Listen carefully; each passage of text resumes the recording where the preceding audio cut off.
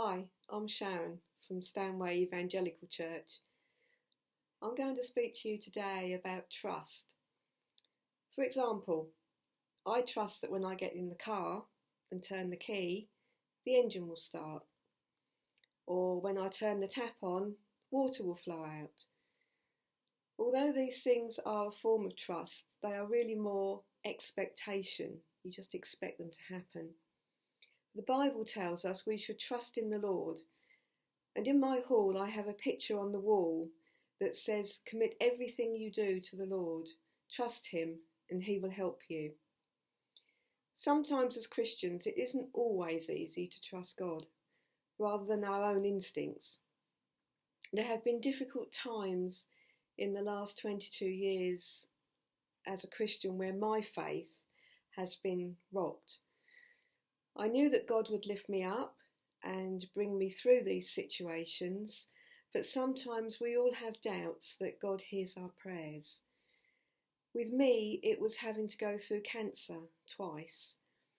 The second time being the hardest, as I knew the treatment was much more aggressive and I was that much older than before. I didn't always know how or what to pray, but I knew I had to trust God to bring me through, and he didn't let me down.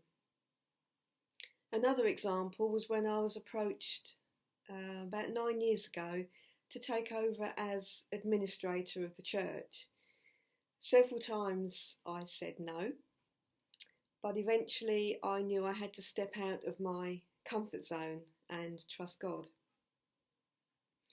Whatever we do in life, whatever choices we make, we must always seek God's guidance. But when he gives us answers, they may not always be what we want to hear. But nevertheless, we must learn to trust him. He knows the plans he has for you, plans to prosper and not to harm you, plans to give you hope and a future. And that's from Jeremiah 29, verse 11. Sometimes, even as Christians, troubles can seem insurmountable. We may make plans, but they go wrong, and we get disheartened. We need to learn to trust God, that whatever the outcome, and despite our disappointment if it doesn't go our way, he is in control. We are all currently going through difficult times in lockdown. But we know God is watching over us and will use us in any way he can during this time.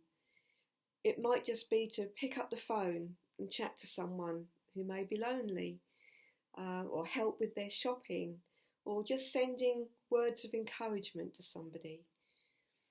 We all need God's guidance and direction, because if we're left to our own devices, we would be hopelessly lost in this broken world.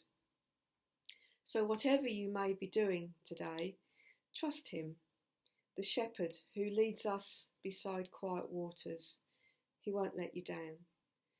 And if you think of the words of the old hymn, trust and obey, for there's no other way to be happy in Jesus but to trust and obey. Thank you for listening and have a great day.